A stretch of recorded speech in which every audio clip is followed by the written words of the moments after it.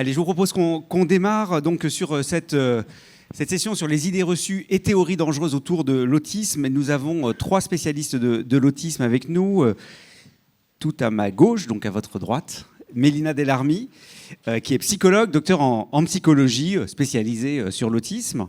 Ensuite, nous avons Marie-Alexia Pellet, qui est job coach auprès de personnes autistes et elle aussi spécialiste de l'autisme. Et enfin, Magali Lavielle-Guida, qui est orthophoniste, également psychologue et docteur en psychologie.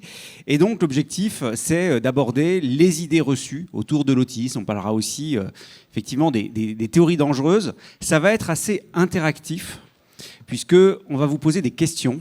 Voilà, et vous allez essayer de répondre à ces questions. Il n'y a pas de piège, hein, on ne prend pas de photos de qui a donné la mauvaise réponse. Soyons détendus autour de ça. J'ai oublié de me présenter, moi je suis Bertrand Montubert, je suis le coordinateur du programme Aspifreni, qui est le programme national d'inclusion des étudiants autistes dans l'enseignement supérieur. Alors l'autisme, effectivement, c'est comme beaucoup de champs de la connaissance, c'est beaucoup d'idées reçues, une histoire longue, mouvementée. On sera peut-être amené à l'évoquer à travers les différentes questions. Mais on va peut-être commencer, se lancer directement un petit peu dans le bain. On va vous faire réagir pour voir un petit peu où vous en êtes dans votre connaissance de l'autisme. Alors, première question. Et donc, vous allez lever la main, je vais vous demander de lever la main pour ceux qui pensent que c'est vrai, lever la main pour ceux qui pensent que c'est faux. Et là, étant donné que nous avons une hyper-perception, qu'il faut que nous savons instantanément le nombre précis de personnes, n'est-ce pas? C'est bien ça? C'est une des compétences des personnes autistes de pouvoir faire ça. Non? Ça commence pas bien. Ça commence pas bien? Ah, on ne peut pas en fait. Ok, merci. Donc c'était un piège, effectivement. Non, on ne va pas le faire, on va le faire complètement. Comme on dit au doigt mouillé, on ne devrait pas dire au doigt mouillé quand on parle d'autisme, d'accord? Parce que mon doigt, il n'est pas du tout mouillé. Mais c'est pas grave, on va le faire à la louche. Non, ça ne marche pas non plus. On va essayer de voir un petit peu s'il y a plus de vrai ou de faux, d'accord? C'est un peu plus clair. On va faire ça. Alors, l'autisme induit une absence de parole ou de capacité à communiquer. Alors, est-ce que c'est vrai? Qui pense que c'est vrai?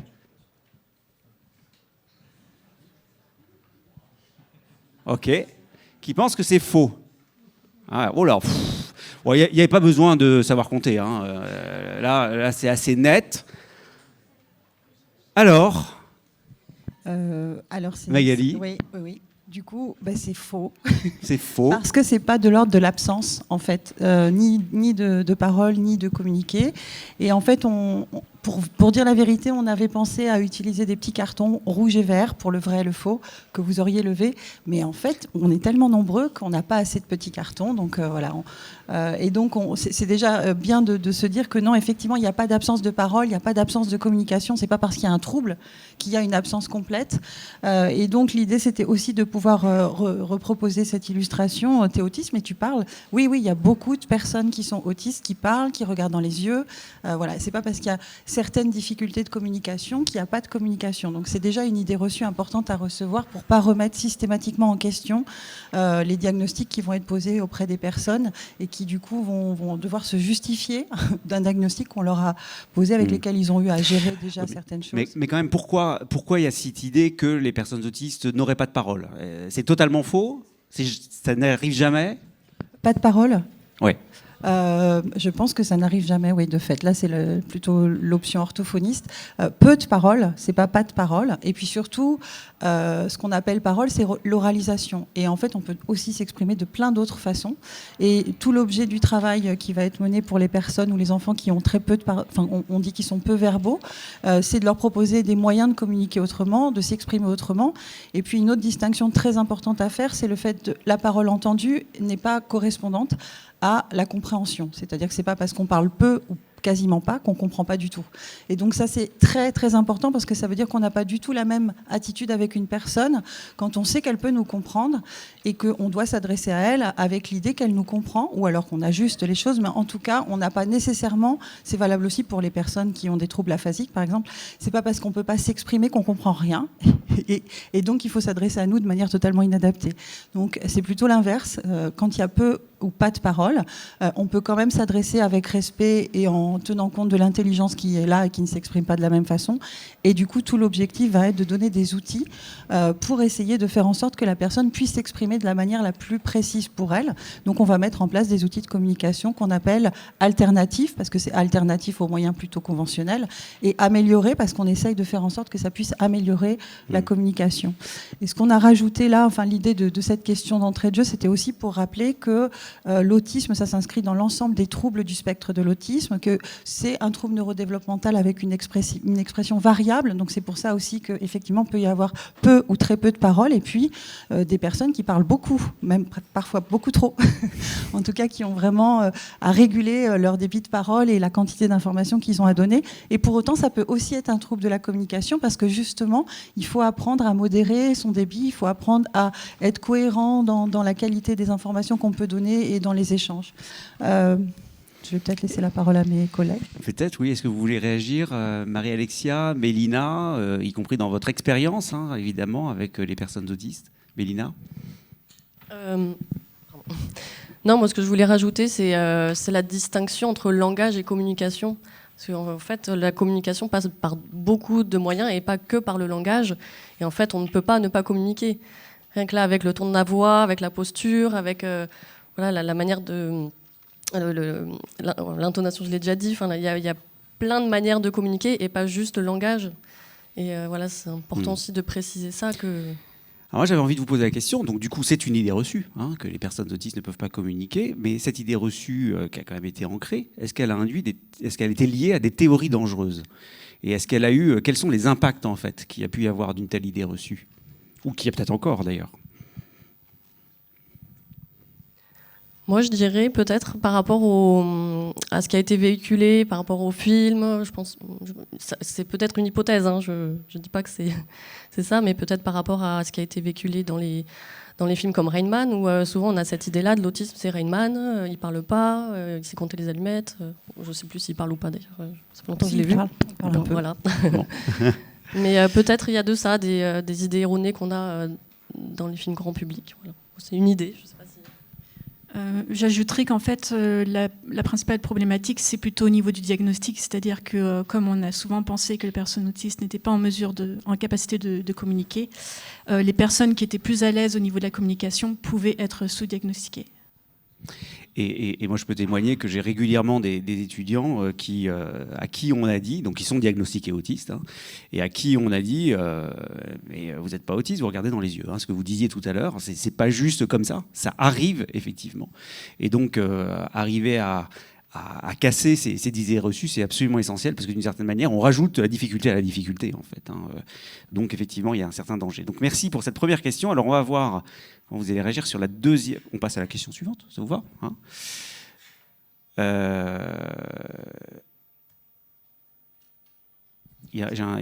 Oui, non, c'était parce que l'idée, c'était aussi de pardon. rappeler qu'à la fois, il y a un trouble du développement, qui apparaît au cours du développement, et puis que les symptômes limitent et altèrent le comportement de la personne. Ça veut dire qu'on peut avoir des particularités de communication sans pour autant être autiste. Il faut vraiment que ça pose des difficultés à la personne, et c'est pour ça qu'on va aller faire une démarche diagnostique. C'est pas... Alors, je vais faire le candide, hein, d'accord. Donc, ça apparaît au cours du développement, ça veut dire qu'on peut l'attraper en fait au cours de sa vie, c'est ça l'autisme ? Neurodéveloppemental. Ah bon, alors ça veut dire quoi ? C'est une excellente question. Non, ça veut dire qu'effectivement, c'est là, probablement même avant la naissance, hein, puisque voilà, mais ça apparaît et ça s'exprime de manière différente au cours du développement, mais ça veut dire que ça ne peut pas arriver d'un seul coup à 25 ans sans qu'il y ait des éléments au préalable. Après, est-ce que ces éléments au préalable, ce que disait Marie-Alexia, ont été repérés ? Peut-être pas. Mais quand on fait une recherche diagnostique et qu'on a des éléments de films familiaux, on interroge justement le parcours et on retrouve le fait que c'était effectivement déjà présent dans l'enfance, parce que ça apparaît au cours du développement jeune. Voilà. Alors moi, j'avais entendu que c'était la faute de la mère, du coup, je comprends plus trop. Oui, absolument. Non ? C'est pas ça ? C'est pas la faute de la mère ? C'est vraiment de revenir sur ces théories. C'est une théorie dangereuse, ça, que c'est la faute de la mère ? C'est surtout une théorie fausse, en dehors du fait qu'elle est dangereuse. Oui. Fausse et dangereuse, donc. Bon, donc, ça n'est pas la faute de la mère, d'accord. Pour expliciter rapidement, effectivement, il y a quand même un petit moment maintenant, il a été envisagé que les troubles, du coup, on parlait pas de troubles du spectre de l'autisme, mais qu'il y aurait eu une faille relationnelle. Donc ça, c'est des conceptions psychanalytiques. Il y aurait eu une faille relationnelle, notamment avec la relation à la mère, et que du coup, ça aurait généré une difficulté à entrer en communication avec une recherche de repli sur soi et de protection et un refus de laisser émerger le désir de communication, etc. Je ne veux pas développer plus parce qu'on sait maintenant depuis très longtemps que c'est absolument pas fondé, que c'est faux et que les mamans sont bien souvent exceptionnelles en fait dans leur dynamique de vouloir aider leurs enfants, de faire en sorte que justement ils puissent se développer le plus proche possible pour être épanouis en fait, indépendamment de la norme. Juste elles ont beaucoup de... Donc non, c'est absolument pas dû aux parents, ni à la mère, ni au père. Après que effectivement voir un enfant qui a des difficultés à communiquer, ça génère des difficultés à communiquer avec son enfant. Donc il y a des études il y a longtemps qui montraient qu'effectivement les mamans avaient des particularités d'interaction avec leurs enfants, mais c'était surtout parce que c'était compliqué de pouvoir communiquer avec, ce qui ne veut pas dire qu'elles étaient la cause, mais que voilà, les systèmes d'interaction sont à développer des deux côtés, mais il n'y a vraiment aucune fondation à ces théories-là, et on le sait maintenant depuis plusieurs décennies. J'ai envie de vous inviter, avant de passer à la deuxième question, parce que là, il y a plein de choses que vous dites qui sont, à mon sens, extrêmement importantes. Vous venez de parler d'études, vous n'avez pas employé le mot science. Comment, finalement, l'autisme est apparu et quel est le traitement scientifique là-dessus? Est-ce que vous pouvez nous en dire un peu plus, Mélina, par exemple? Parce que finalement, comment on sait tout ça? Alors, l'autisme en soi... le mot autisme est apparu dans les années plutôt 1910, 12, 13, je ne sais plus exactement, mais le mot autisme a été créé dans ces années-là pour désigner le repli sur soi des patients schizophrènes. Et vraiment, on a commencé à décrire chez plusieurs enfants les particularités de l'autisme, comme on voit, comme aujourd'hui on a dans les classifications, qu'en 1943, donc c'était Léo Kanner, et puis en 1944 par Hans Asperger. Et donc voilà, au final, c'est plutôt récent. Et ça a été amené dans les classifications internationales des maladies ou le manuel diagnostique et statistique des troubles mentaux. Finalement, on en a vraiment parlé en tant que trouble envahissant du développement et autisme, avec les différentes catégories d'autisme. Donc ça, c'était dans l'ancienne version de ces manuels de classification, que dans les années à peu près 80. Vous me contredirez. Je me permets une toute petite précision à laquelle je tiens. Oui. Avant Kanner, entre Kanner et Asperger, il y a une médecin russe, une femme russe, qui, si je n'écorche pas son nom, s'appelait Choukareva, qui avait aussi décrit ces symptômes.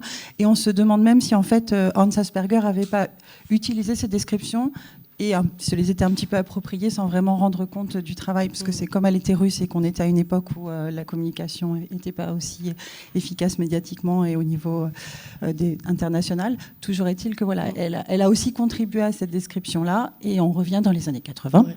Voilà. Et tout ça pour dire que c'est la recherche scientifique dans les universités, dans les tout ce qui est école de recherche, etc., qui permet de faire avancer un petit peu la connaissance sur l'autisme, sur comment on décrit l'autisme, pourquoi avant on avait plusieurs catégories d'autisme, aujourd'hui on a plutôt un aspect dimensionnel de l'autisme, c'est plutôt par les recherches scientifiques sur lesquelles s'appuient les manuels de diagnostic des troubles mentaux. Donc on est passé en fait d'idées reçues avec des interprétations complètement erronées comme c'est la faute de la mère, à tout un travail scientifique, effectivement, des publications dans des revues scientifiques qui permettent d'affirmer aujourd'hui, à travers beaucoup de choses, de la génétique aussi, de l'imagerie, plein d'éléments qui permettent d'identifier qu'effectivement, eh bien oui, c'est bien un trouble neurodéveloppemental, ça n'apparaît pas, et donc on l'attrape pas en fait. On n'attrape pas l'autisme. Ok.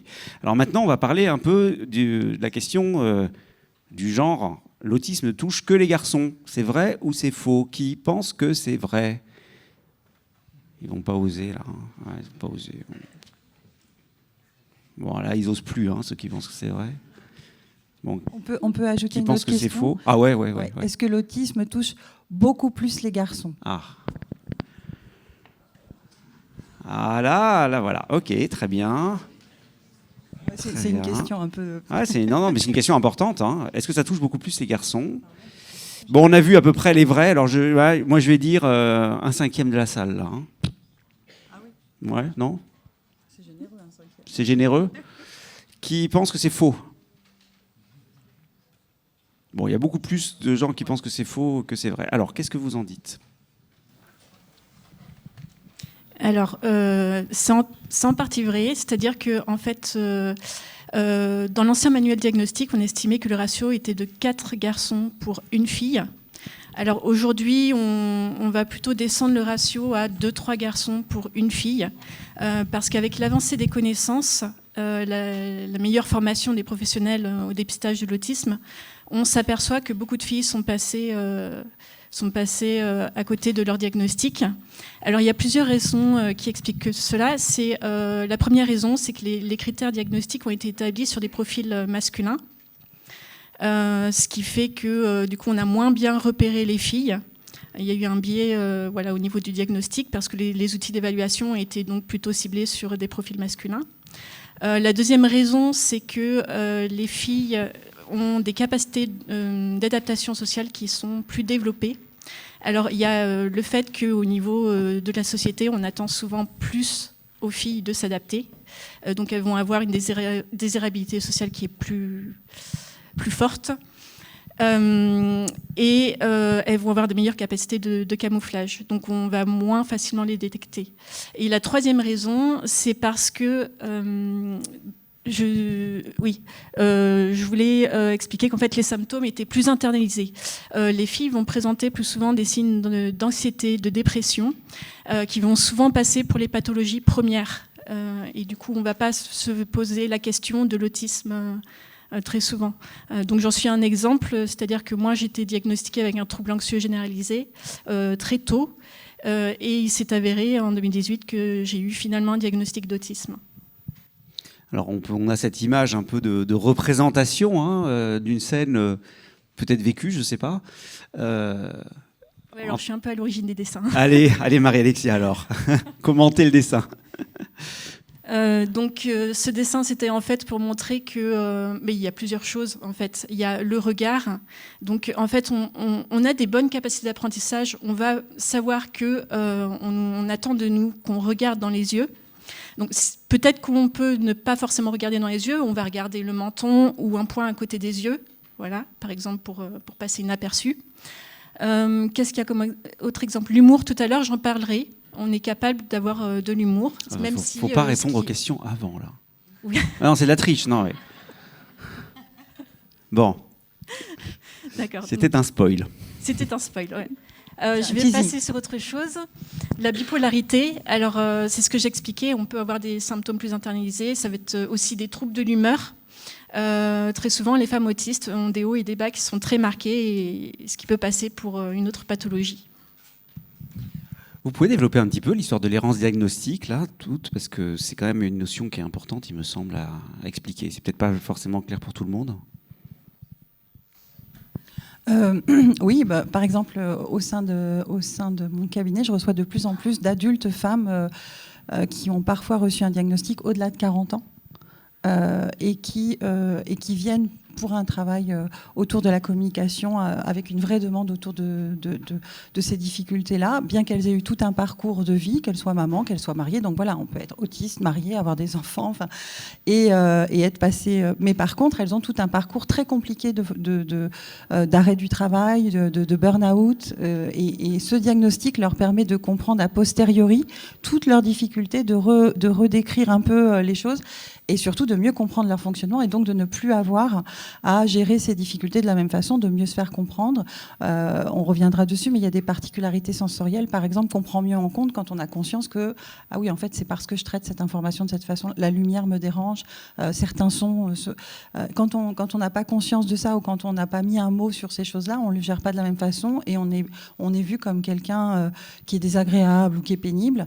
Et on reçoit ça comme ça et on l'internalise comme ça. Et du coup, on se dit, mais qu'est-ce que j'ai à fonctionner comme ça ? Et donc, c'est des personnes qui ont vraiment un chemin avec une forte culpabilisation de leur fonctionnement, là où, en fait, elles auraient juste eu, en ayant eu un diagnostic tôt, dans le meilleur des mondes, elles auraient eu une aide adaptée tout de suite, parce qu'après, en dehors de l'errance diagnostique, il y a aussi les prises en soins et les propositions de remédiation à faire assez tôt, où on a encore à cheminer, en France notamment. Oui. Je vais vous poser des questions encore. Moi, j'ai aussi souvent entendu dire, oui, mais c'est embêtant quand même de poser un diagnostic tôt, parce qu'on met une étiquette sur les gens. Et en fait, ça les enferme dans un diagnostic. Vous en dites quoi ? Alors ça dépend. Dans mon cas, c'était plutôt un soulagement parce que tout au long de mon parcours, je me suis posé des questions sur mon fonctionnement. Ça a été parfois très compliqué. Je pense qu'avoir eu un diagnostic plus tôt, ça peut aider déjà à mieux comprendre son fonctionnement. On peut aussi plus facilement avoir des prises en charge qui vont être adaptées. On va trouver des stratégies qu'on va pouvoir échanger entre pairs. Donc je pense que c'est quand même bien d'avoir un diagnostic assez tôt. Mais qu'est-ce qui sous-tend cette idée qu'il ne faudrait pas mettre d'étiquette ? Vous avez une idée ? Pourquoi ça serait ennuyeux ? Est-ce que ça veut dire que derrière, il y aurait l'idée que finalement, le trouble, je ne sais pas comment l'appeler, psychiatrique, psychique, bon, serait pas complètement fixé au fond et pourrait évoluer, etc. Qu'est-ce qu'il en est pour l'autisme ? Avec souvent l'idée que oui, mais la schizophrénie elle apparaît plus tard, par exemple. Donc, qu'est-ce qu'il en est pour l'autisme ? Oui, je pense qu'il y a plusieurs possibilités. La première, c'est celle-ci, c'est pour certains, pas vouloir poser un diagnostic parce qu'ils ne sont pas dans une démarche scientifique avérée. Ils vont plutôt être dans une dynamique où c'est une disharmonie, prenant en charge au niveau de la psychothérapie, un long travail, notamment avec la maman, et puis les choses iront mieux. Ça, c'est une première... Donc ça veut dire que c'est des réminiscences, en fait, oui. de ces vieilles idées, en réalité, qui s'expriment là. Oui, ça existe encore, en fait. Malheureusement, ça ne devrait pas, mais de fait, oui. Et puis, je pense qu'il y a aussi complètement autre chose qui est cette idée qu'un diagnostic stigmatise. Ce n'est pas le diagnostic qui stigmatise, à mon sens, c'est ce qu'on fait de ce diagnostic et comment on gère la différence. Et donc, on peut très bien... Cette question-là, elle se pose aussi pour d'autres troubles neurodéveloppementaux, comme la dyslexie, par exemple, où il va y avoir des demandes de diagnostic de dyslexie limite en début de CP, parce que dans la famille, voilà, et pour le coup, c'est moi qui vais dire, on va déjà finir d'apprendre, et on verra s'il y a un trouble des apprentissages spécifiques. Mais s'il y a un trouble des apprentissages spécifiques, on mettra le nom quand il sera temps et ça sera posé. Donc en fait, l'idée, c'est de ne pas étiqueter trop tôt, parce que comme ça, on rentre vite dans des cases et on sait à quoi s'en tenir, sauf que si ce n'est pas le cas, c'est pas le cas. Par contre, une fois qu'on a un diagnostic, rien n'est figé non plus. Donc cette idée qu'effectivement, on ne va pas mettre d'étiquette parce que ça voudrait dire que toute la vie, c'est pareil, non, en fait, ce n'est pas parce qu'il y a un diagnostic et un trouble qu'il n'y a pas de développement. C'est parce qu'il y a un trouble du développement qu'il n'y a pas de développement. Donc, l'idée, c'est vraiment de se dire, OK, effectivement, il y a des fonctionnements différents, il y a des particularités, il y a aussi des talents, il y a aussi des choses qui sont positives et des points forts. Et avec ces particularités, une fois que le diagnostic est posé, qu'est-ce qu'on peut faire comme prise en soin, comme remédiation, pour au contraire arriver à mieux fonctionner et être plus épanoui ? Donc finalement, oui, pardon, Marie-Alexia. Oui, j'ajouterais que en fait, tout est une question de représentation de l'autisme. En fait, je peux raconter une petite anecdote dans un cabinet, une jeune fille de 13 ans qui recevait un diagnostic d'autisme, et la maman tout de suite s'est posé la question, mais d'où ça vient ? Est-ce que c'est génétique ? Est-ce que ça vient de moi, en gros ? Et la jeune fille, elle a dit, mais maman, on s'en fiche de savoir d'où ça vient, je suis comme je suis très bien comme je suis. Et voilà, ça a relativisé le diagnostic, en fait. Merci, on va continuer. Alors bon, on a compris que on ne tombait pas autiste, comme on peut tomber malade de la grippe, d'accord ? Mais comment on peut en guérir de l'autisme ? Et est-ce qu'il y a des traitements qui peuvent guérir l'autisme ? Allez, qui pense qu'il y a des traitements qui peuvent guérir l'autisme ? Vous n'êtes pas drôle là ce matin. Il n'y en a pas qui veulent jouer un peu le jeu de... Ah, merci. Voilà. Ah ben voilà. Bon, il y en a quand même dans cette salle qui pensent qu'il y a des traitements qui peuvent guérir l'autisme.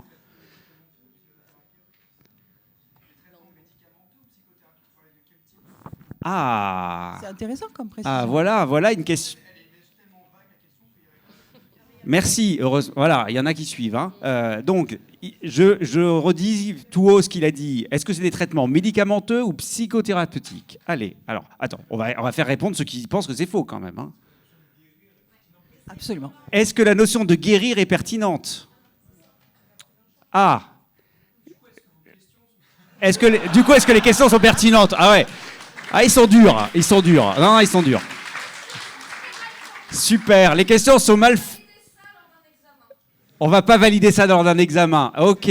Bon, bah, va falloir revoir la copie. Hein. Non, mais Non. j'aimerais défendre. Ah, allez, la parole est à la défense. Les questions sont pertinentes, d'une part parce qu'elles génèrent de l'interaction, regardez. D'autre part, l'idée c'était effectivement d'interroger les idées reçues. Donc je pense que dans cette salle, les gens qui sont venus sont quand même particulièrement sensibilisés. Et il y a évidemment des idées reçues sur lesquelles, voilà. Mais les deux remarques étaient intéressantes. Effectivement, traitement, spontanément, on entend traitement médicamenteux. Et merci d'avoir pensé au fait qu'il y a aussi des traitements qui ne sont pas médicamenteux et qui peuvent soigner. Néanmoins, la vraie interrogation, c'est sur guérir. Et là, Mélina reprend la parole. Merci.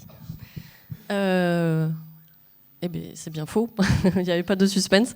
Et donc là, cette question, bah, pareil, hein, on n'est pas des as des questions. Je pense qu'on n'est pas venu pour faire un examen pour évaluer vos compétences, mais plutôt pour, en effet, ce que vous avez dit, échanger avec vous et puis amener un peu la discussion, et ça marche, donc c'est top. Moi, ce que je voulais amener sur cette idée, c'est que maintenant, l'autisme, c'est pas une maladie, c'est une condition neurodéveloppementale, c'est un mode de fonctionnement, et en fait, c'est un mode de fonctionnement qu'on gardera toute sa vie. Voilà, depuis la naissance jusqu'à la fin de la vie. Et donc, dans cette idée, la notion de guérir, quelqu'un l'a dit dans la salle, je l'ai entendu, en effet, c'est pas pertinent de parler de guérison. Il y a pas, voilà. Il se guérit pas, mais voilà, il peut être plutôt compensé, en fait. Le fonctionnement autistique, on va le garder toute sa vie. Et on va vivre avec dans la société, et on peut compenser les difficultés qui peuvent mener parfois à une situation de handicap, mais voilà, on peut très bien compenser cette situation de handicap pour ne plus se retrouver en situation de handicap. Et voilà. Il y a quand même des choses à faire ou pas ? Comment ? Est-ce qu'il y a des interventions qui peuvent être utiles ou pas utiles ? Bien sûr. Ça a été beaucoup documenté depuis justement les années 60. Beaucoup de ces interventions viennent des États-Unis, entre autres. Et justement, ça a été évalué à de nombreuses reprises. Donc, on a des types de prise en charge qui permettent de compenser un petit peu les difficultés reliées à la condition neurodéveloppementale. Mais comment on se repère ? Voilà. Et imaginons, on a un enfant autiste, on a eu le diagnostic, etc. Et puis, on va avoir plein de psychologues qui vont dire des choses, des orthophonistes, et puis peut-être aussi, on va lire des articles par-ci, par-là, sur Internet, autour d'approches qui vont permettre d'améliorer la situation des personnes autistes. Comment on se repère quand on est parent ? Alors, en France, on a ce qu'on appelle... la haute autorité de santé qui a publié des recommandations de bonnes pratiques qui font un peu un résumé des études scientifiques qui ont été réalisées sur le sujet. Et donc en 2012, pour les enfants, sur les interventions pour les enfants autistes, la HS a publié des recommandations de bonnes pratiques sur des interventions qui ont un bon niveau de preuve. Et d'autres qui ont un faible niveau de preuve ou qui n'ont pas été, qui ont actuellement pas de preuves, voilà, qui sont encore en train d'être testés, ou bien qui sont vraiment à éviter. Donc parmi ces traitements, on a par exemple la chélation des métaux lourds. Donc en fait, chélation, pardon. C'est le matin, c'est dimanche matin. La chélation des métaux lourds, en fait, on va injecter un produit dans le sang pour attraper tout ce qui est métaux lourds et faire sortir ces métaux lourds de l'organisme. Et ça, c'est justement un traitement qui n'a pas du tout été prouvé, qui n'a pas prouvé son efficacité, et au contraire, qui peut être dangereux parce que ce traitement-là peut inclure des problématiques physiologiques, entre autres. Voilà, c'est un exemple. Mais on a aussi d'autres traitements. Alors plus, on parlait tout à l'heure de psychothérapie, traitement thérapeutique, pardon. Il y a certains traitements aussi qui incluent, par exemple, le fait de déscolariser l'enfant pour avoir ce traitement à temps plein. Et ça aussi, ça peut avoir des effets délétères sur le fonctionnement de l'enfant. Voilà. Je vais revenir juste sur justement notre question. C'est aussi pour ça qu'on avait mis guérir. C'est parce qu'on peut voir dans les médias tel traitement guérit l'autisme. Voilà. Donc quand on est parent, on peut déjà s'alerter en disant voilà, guérir, c'est pas le bon terme. Donc ça interroge sur le contenu derrière. Enfin, il faut quand même avoir effectivement un regard critique pour voir ce qu'il en est. Et la Haute Autorité de Santé, pour le coup, a fait justement ce travail-là. Donc c'est assez précieux. Ouais. Elle l'a fait pour les enfants, elle l'a fait aussi pour les adultes? Oui, quand j'ai dit 2012 pour les enfants, 2018, il me semble, pour les adultes aussi. Il y a une partie sur les interventions, il y a aussi une partie sur le diagnostic qui a été publiée. Et je vous invite vraiment à aller voir. Voilà, il y a même des synthèses, comme ça on n'est pas obligé de se farcir les 50, 100 pages avec beaucoup d'informations, mais il y a des synthèses qui sont très bien faites. Après, comme tout travail, et en plus on est sur les rencontres d'esprit critique, il faut quand même avoir un œil critique sur ce qu'ils disent, et aller peut-être, pour ceux qui ont aussi l'envie d'aller un peu plus loin, d'aller chercher ces études-là. D'ailleurs, il y a toutes les références à la fin de ces documents. Et de regarder, ok, telle étude nous a montré que tel traitement avait un bon niveau de preuve, mais derrière, sur quelle population, avec quelle méthodologie, quel biais, etc. C'est même les travaux de la Haute Autorité de Santé, il ne faut pas hésiter à avoir un œil critique. Je pense que surtout tout travail, toute approche, voilà. Mais ça aide déjà quand même à se repérer au fond. Exactement. Ça fait un pour premier des tri. gens qui ne sont pas des spécialistes, ils sont juste parents d'enfants autistes. Et je pense qu'un truc, c'est si on vous dit qu'on peut guérir l'autisme, et d'ailleurs, il y a tout un travail, tout un business assez juteux derrière tout ça, hein, parce que derrière, on vend des techniques, des prises en charge, machin, qui sont très chères, et ça donne un peu du rêve aux parents, ça incite de l'espoir pour certains parents, donc c'est ça qui est dangereux. Donc je pense dès qu'il y a écrit guérir l'autisme, vaincre l'autisme, donc peut-être Marie-Alexia t'en parlera. En fait, il faut s'enfuir en courant, il me semble. Hein. Et d'ailleurs, il faudrait... Oui, Marie-Alexia. Oui, c'est par rapport à l'illustration qui précède. Laquelle Non, pardon, qui après. Ouais. Celle-là? Non. Après, il n'y a pas d'illustration. Il y en a encore une, c'est celle-là? Non plus. Eh vous l'avez raté, l'illustration. Il y a une diapo qui est en double. Elle a disparu. Oui, en fait, c'est Allez, l'illustration. vous allez la décrire, l'illustration. C'est une association qui s'appelle Vaincre l'autisme. Donc, ça fait beaucoup polémique dans la communauté autiste, parce que rien que le titre, déjà, est très évocateur. Et il faut se poser la question, vaincre l'autisme, mais jusqu'à quel prix, déjà ? Est-ce que les symptômes de l'autisme sont toujours à corriger? Je pense par exemple au STIM, les personnes qui STIM, c'est-à-dire ça peut être du flapping, des choses comme ça, qui peuvent mettre mal à l'aise en public, surtout quand c'est des adultes qui le font. Mais en fait, ce sont des stratégies pour les personnes autistes pour gérer leur stress, ou ça peut être même pour exprimer leur contentement ou leur inquiétude.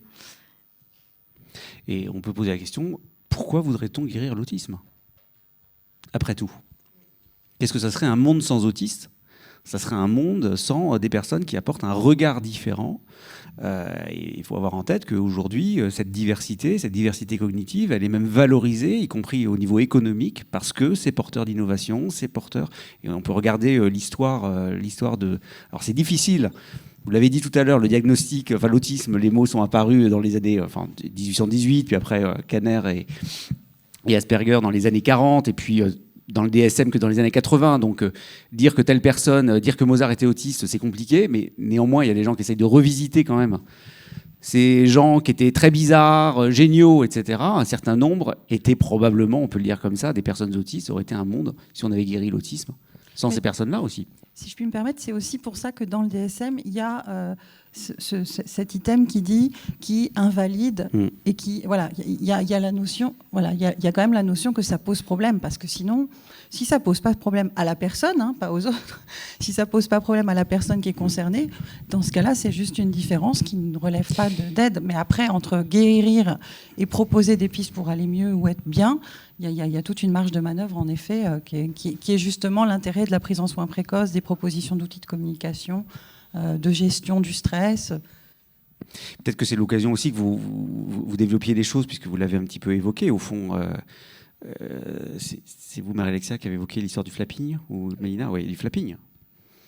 Faut-il faire en sorte que les gens ne fassent pas de flapping? Finalement, vous l'avez dit, ça dérange éventuellement les gens qui sont dans l'entourage. Mais qu'est-ce que ça peut poser comme problème? Oui. Allez. Ah, le flapping. Qu'est-ce que c'est le flapping?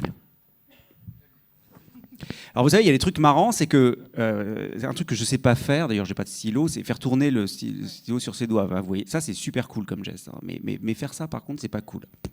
Pourquoi? Voilà. Donc la question derrière sur laquelle je voudrais vous emmener, c'est la question au fond du modèle social du handicap.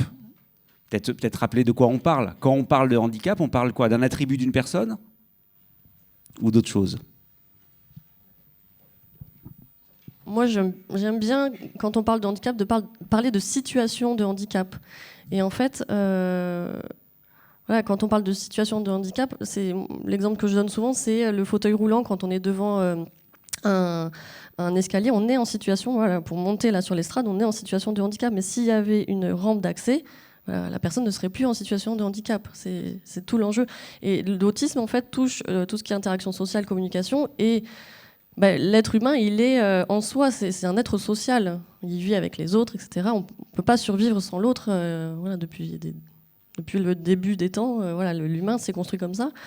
Et l'autisme fait qu'on peut être en situation de handicap dans certains contextes, mais dans d'autres contextes, justement, si on adapte, comme on peut le faire avec une rampe d'accès, et je pense que l'adaptation passe aussi par la sensibilisation, et c'est pour ça qu'on est très contente d'être ici aussi, la sensibilisation du grand public, des personnes à l'autisme, parce que voilà, si tout le monde avait conscience que on fonctionne tous différemment, et puis il y en a qui n'ont pas les mêmes codes de compréhension du monde, de même mode de fonctionnement. Si on avait ça en tête, je pense que ça serait beaucoup plus simple pour tout le monde, autant pour les personnes autistes que pour les autres. Qu'on parle de la neurodiversité. Voilà. En fait, on est beaucoup plus nombreux à être différents qu'à être... on est tous un peu différents, quoi. On a tous des particularités, au fond. Allez, on va passer à la question suivante, mais moi, j'ose presque pas la poser. Hein. On va se faire défoncer, hein, je vous le dis tout de suite. Les personnes autistes sont compliquées, voire capricieuses. Il y en a un qui lève la main, là. Alors, il y a quand même quelques joueurs là dans la salle. Hein. Ils ont l'air de le penser en plus. Hein. Ouais. Ah oui, quand même. Elles sont compliquées, voire capricieuses. Et franchement, dans le côté questions mal formulées, 2 questions dans la même, et vous demandez une seule réponse, là, franchement. Bonjour. C'est bon, bref. Oui, mais en fait, on a vraiment repris des termes qu'on a entendus et réentendus. Je n'ose même pas demander les faux, tellement c'est... Hein. Allez-y, défendez-vous un peu. Il y en a qui ne veulent pas répondre, peut-être. Non, l'idée, c'est effectivement, ça rejoint tout à fait ce qu'on disait tout à l'heure, c'est que dans les troubles du spectre de l'autisme, il y a des troubles perceptifs et sensoriels qui vont générer des particularités de comportement qui vont être très liées à des façons de fonctionner. Et ça va nécessiter ou parfois générer des réactions qui ne peuvent pas forcément être compris par quelqu'un qui n'a pas ces particularités perceptives, ce qui va faire que, du coup, ça va peut-être générer une grosse crise comportementale, une grosse colère. Donc, j'ai pensé à capricieux parce que j'ai souvenir de cette maman qui me disait qu'elle avait failli un dimanche en pleine balade chez Ikea, parce que sa fille adorait aller chez Ikea. Mais alors, je ne sais pas si ça a changé Ikea depuis, mais il y a toujours un parcours complètement fléché. Voilà. Et sa fille adorait faire ce parcours. Et il se trouve que dans le magasin ce jour-là, enfin, dans cette période-là, ils avaient modifier le parcours. Et cette petite fille de 4 ans a piqué une crise terrible au moment où ça a changé. Elle s'est roulée par terre. Enfin, la grosse crise vraiment compliquée, avec d'autres personnes qui circulent autour et qui disent « mais enfin, faites quelque chose. Enfin, c'est pas normal un caprice pareil. » Et donc, la maman a fini par dire mais elle est autiste. Ah pardon, je savais pas. Et donc elle lui a dit quand on sait pas, on se tait. Elle l'a pas dit aussi poliment. Mais voilà. Et comme on est là pour essayer effectivement de clarifier sur les idées reçues, attention mais c'est valable pas que pour les troubles du spectre de l'autisme. Quand on voit des comportements qui nous semblent relever du caprice, de l'excès, on sait pas en fait ce que vraiment la personne ou l'enfant vit. Et il peut y avoir juste une particularité, quelque chose qui est pas compris par cette personne, un traitement perceptif compliqué. Moi, j'ai eu plein d'enfants, par exemple, qui venaient à mon bureau accompagnés par leurs parents avec un circuit. Et puis un jour, c'est les grands-parents et ils prennent un autre circuit. Et là, voilà, c'est... Là, ça change tout. Oui. Donc, alors, il y avait une illustration. Ne prends pas tout au premier degré, tu es beaucoup trop centré sur toi, fais des efforts, apprends à communiquer un peu, on ne sait jamais ce que tu penses, tu es inexpressive et ton visage est beaucoup trop fermé, souris un peu, pourquoi tu te fiches comme ça? Oh, il y a du vécu là. Il y a du vécu. Oui, en fait, tout part de manière principale, tout part d'un défaut de communication. Donc les crises qui peuvent se produire comme la petite fille, très souvent aussi c'est un moyen de communiquer son angoisse en fait. Comme elle n'a pas les moyens de les exprimer autrement, bah voilà, ça va passer par la crise. Il peut y avoir un défaut de communication, alors chez les adultes aussi. Très souvent, ça peut être un visage fermé, inexpressif, face à une situation, et on va se dire, mais la personne, en fait, elle ressent rien. Donc on va insister, et au bout d'un moment, bah, la personne aussi, elle peut craquer, parce que en fait, c'est qu'elle n'a pas su communiquer ce qui n'allait pas. Alors, il peut y avoir comme raison un décalage au niveau de son ressenti, c'est très fréquent. C'est-à-dire qu'elle va avoir besoin de plus de temps pour traiter ses émotions, et ce qui ne va pas. Ce qui fait que ça explique le défaut de communication. Mais quand elle accède une fois à ces informations, elle va avoir aussi des manières de l'exprimer qui sont différentes et qui ne vont pas être forcément comprises par l'environnement.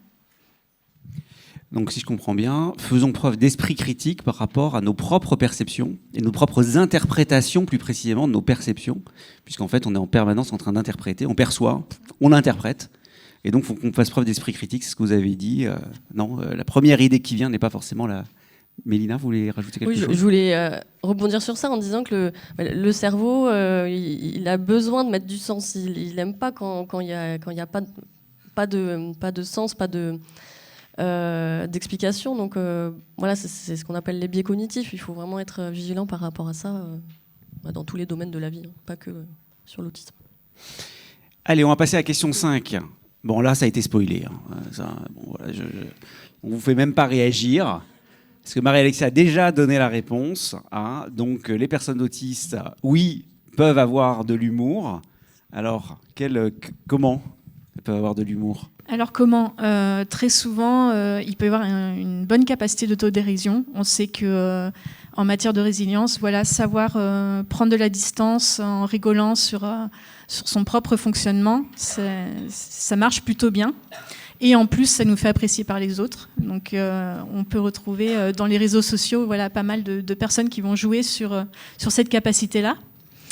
Alors, c'est vrai que les personnes autistes vont avoir des difficultés à comprendre tout ce qui est second degré. Du coup, leur humour ne va pas être forcément pareil que chez les personnes lambda. Mais cette mise à distance, en passant souvent aussi par le biais des dessins. Donc, les illustrations qu'on a mis tout au long de la présentation sont toutes faites par des personnes autistes. C'est une manière de communiquer et une façon de mettre à distance ses propres difficultés, de les accepter aussi, de s'apercevoir que oui, je fonctionne différemment, mais ça peut créer des situations qui sont insolites et qu'on peut apprécier pour autant. Et enfin, j'ai mis un exemple, je ne sais pas si vous connaissez Joseph Chovanec, qui est une personne très militante dans l'autisme, qui utilise très souvent justement l'humour pour pouvoir sensibiliser sur l'autisme. Et il remet en cause ce qu'est la normalité, en mettant en scène dans ses spectacles des situations vécues avec des personnes lambda et qui en fait remettent en cause la logique qui peut être plus pertinente parfois chez les personnes autistes que chez la norme. Allez, on va faire la dernière question. Les personnes autistes qu'on appelait avant Asperger, puisque Mélina a dit tout à l'heure, avant on parlait trouble envahissant du développement, il y avait plusieurs catégories d'autisme, maintenant on parle du trouble du spectre de l'autisme. On les appelait Asperger. Dans les catégories, il y avait le syndrome d'Asperger. Voilà. Alors ces personnes qu'on appelait avant Asperger ont des capacités intellectuelles au-dessus de la moyenne. Alors là, on a enfin une question où on ne va pas avoir que zéro vrai et que du faux. Alors, on va voir. Qui répond que c'est vrai? Ah, voilà. Ah, ouais, alors ça y est. Donc là, ils voulaient pas seulement avoir vrai-faux, ils voulaient plutôt vrai. Enfin, on sent qu'ils voulaient une gradation de 0 à 5, par exemple. C'est un peu ça, c'est comme ça que j'interprète vos mouvements de la main. Ok, qui pense que c'est faux? Ouais, c'est beaucoup plus partagé. Il y en a plein qui se planquent là, hein, vous avez remarqué, il y en a pas qu'on... Allez, alors vrai ou faux?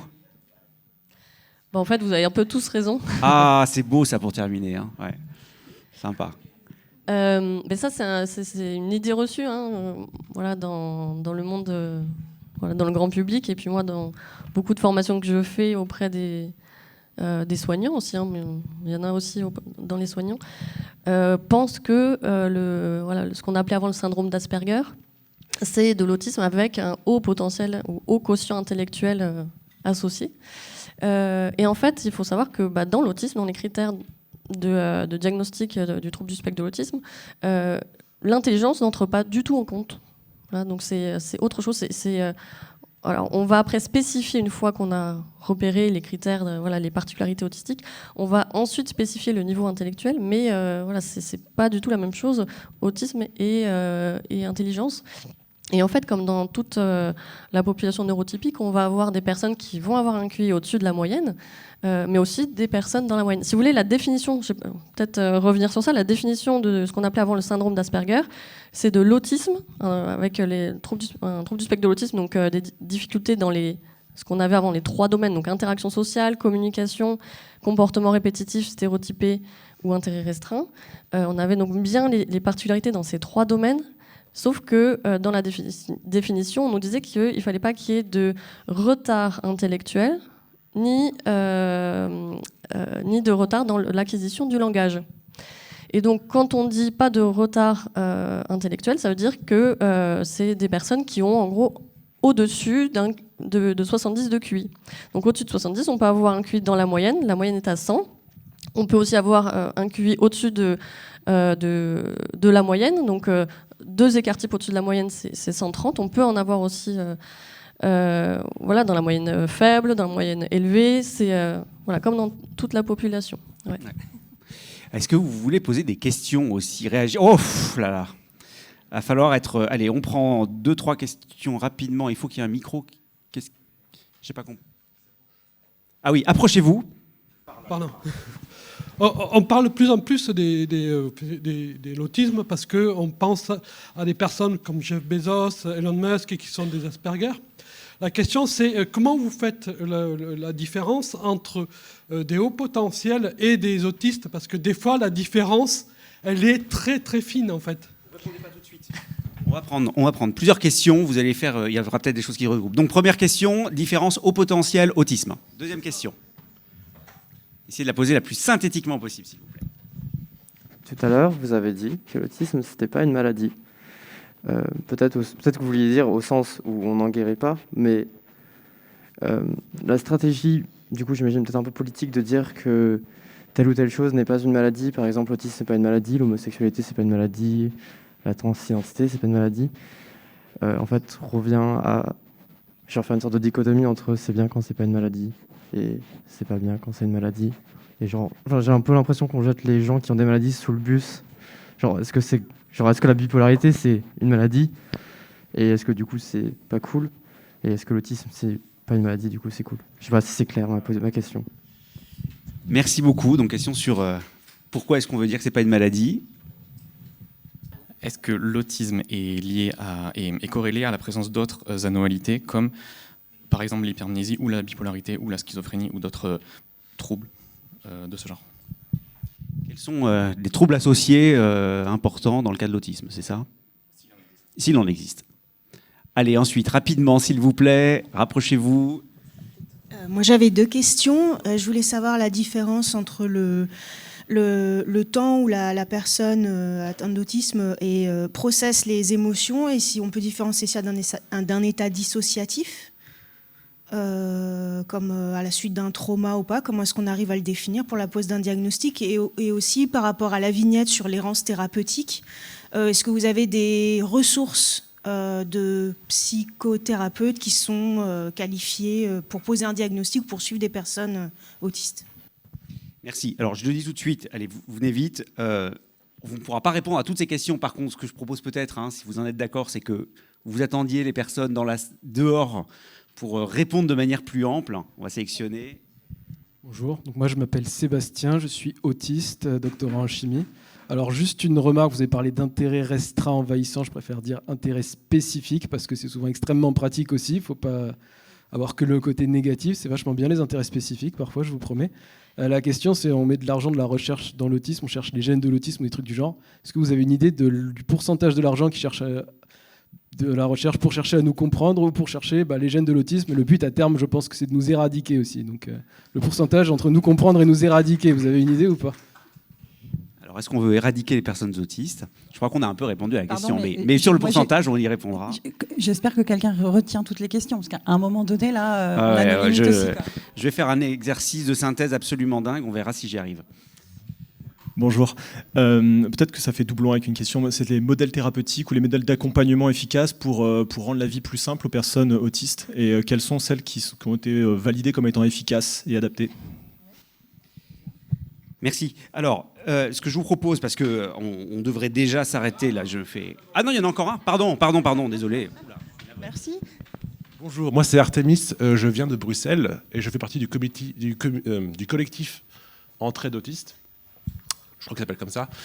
Et en fait, en Belgique, on a globalement, en Belgique francophone, on a 2 praticiens qui permettent de diagnostiquer qui proposent des diagnostics.